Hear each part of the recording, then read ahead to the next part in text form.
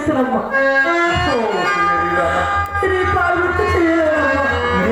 సమస్య చూడమ్మా, బ్రాహ్మణునికి నత్తి భోగండానికి భక్తి ఉండకూడదు.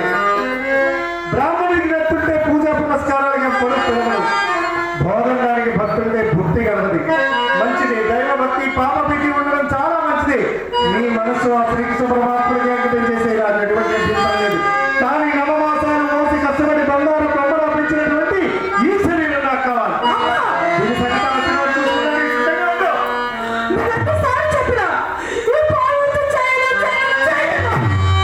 చూడమ్మా, మన గురించి మన వృత్తి గురించి రెండు విషయాలు చెప్తారు, విని అర్థం చేసుకోవడానికి. మనల్ని దేవదాసినిగా భగవంతుడే పుట్టించారా? లేదు తల్లి, లేదు. ఊర్లో పెట్టకాళ్ళు మోతుబడి వాళ్ళ అవసరం తీసుకోవడానికి దేవుడు పేరుతో వల్ల మంగళ సొమ్ము తగిలించి ఊరొబ్బరి సత్తుగా బ్రతకమని సమాజంలో అందరికీ పిల్లలు పుట్టారు, అలాగే మనకి పిల్లలు పుట్టారు. అలా పుట్టే పిల్లవాడికో నేను తండ్రిని అని చెప్పుకునే ధైర్యం ఈ సమాజంలో ఏ వాడికైనా ఉందేమో ఒక్కసారి అనిపించేది. మనం దుర్దికి పనికిరాని పుష్పాలం మన బ్రతుకులు ఇంతే. పాడు డబ్బు పాడు ముట్టని విడివిడి జ్ఞానంతో మంచిపడుతున్నాం. మనిషి బ్రతకడానికి ఊపి ఎంత ముఖ్యమో, ఊపిరిన మనిషి ఆనందంగా బ్రతకడానికి రోజు ఎలా ఉన్నాయో తెలుసా? కోటీశ్వరులు కూడా కోటా బియ్యం కోసం క్యూలో నిలబడిపోతున్న రోజులే. అటువంటి పెద్దవాళ్ళే సిగ్గు ఎక్కువ మానేసి దిగజారిపోతుంటే కుల వృత్తికి సాటి లేదు గువ్వల చెంద అని మన వృత్తి మనం చేసుకోవడానికి నేను ఇన్ని విధాలా చెప్తున్నాను. ఆ మాట లెక్క చేయకపోతే ఈ అందాలన్నీ ఇప్పుడు ఒట్టిపోయి చూడడానికి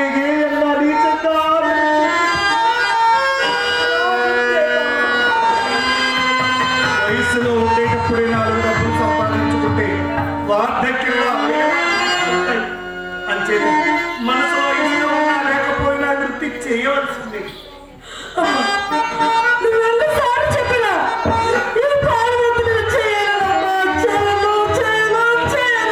చివరిసారిగా చెప్తున్నా, నీ వృత్తి చేస్తావా చేయవా?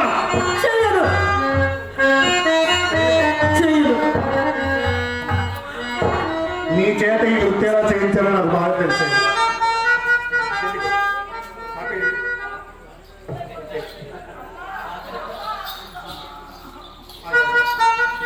మళ్ళీ దొరుకుతుంది కదా, దీనికోసం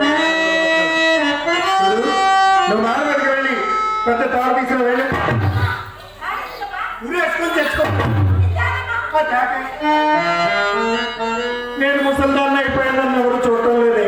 ఇదిగో నువ్వు ఈ వృత్తికి పనిచేవి ఇంకా చిన్నప్పుడు వృత్తికి పనిచేసేది ఎవరు? ఈ మనిషికి ఎలా ఉందో తెలుసా?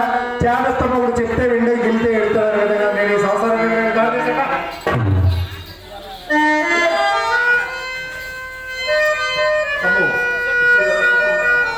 ఇంకెందుకే నువ్వు తాడు లేకపోయినంత మాత్రాన ఇది వృత్తి చేయకపోయినంత ఎవరు ఆపలేదు.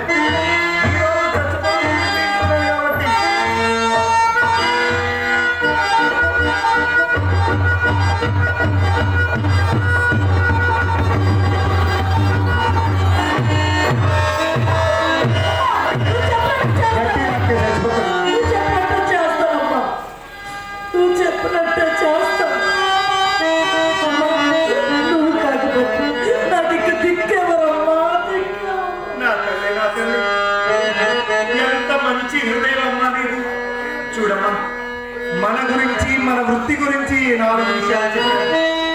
మనసులో ఇష్టం ఉన్నా లేకపోయినా ఈ ఒక్క విద్యుడిని రానిచ్చి అంతే. నేను దండం పెట్టుకోవాలి.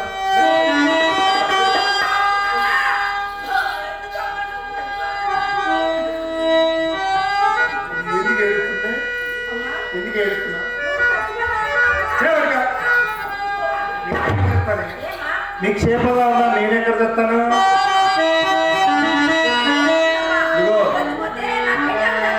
పెళ్లికి వచ్చిన ప్రమాణం వెళ్ళాడు కానీ నువ్వు మేడం మీదకి వెళ్ళి ఆకు ఒక్క గంధం చెక్క అన్ని పక్క సిద్ధం చేస్తాను.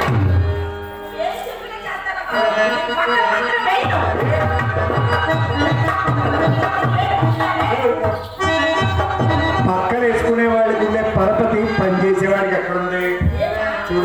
పక్కన శుభ్రంగా వేసేసి అక్క బావ ఏం చేసుకుంటారో ఏదో మూల చూసి తెచ్చుకో. నేను ఈ లోపల బాబు గారిని స్వాగతం పనికి తీసుకొస్తాను. బాబు సుబ్బారాయుడు గారు